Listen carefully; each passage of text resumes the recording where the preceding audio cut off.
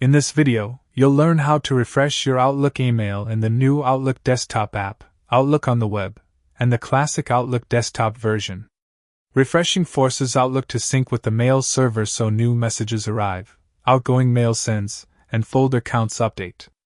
It's a quick way to make sure everything is current.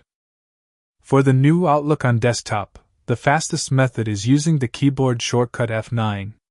This instantly triggers a full sync across your accounts and folders. If you prefer using the interface, go to the View tab at the top, then select Sync. Outlook will show a brief status message as it updates your mailbox, and new emails should appear shortly. This is useful when you're expecting an important message or after switching networks. For Outlook on the web, refreshing happens at the browser level. Simply press F5 or use Ctrl+R, and the page will reload, pulling in the latest messages from the server. If you've had the tab open for a long time, doing a full refresh ensures your inbox is fully updated.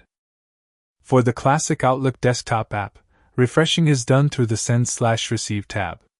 Click Send/Receive, then choose Send/Receive all folders. This forces a complete sync for every folder in all configured accounts.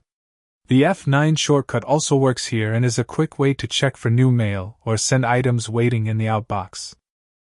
If your messages still don't update after refreshing, make sure Outlook is online and not set to offline mode. Large mailboxes may take a few seconds to sync, and slow connections can delay updates. Syncing can also take longer if you recently added a new account.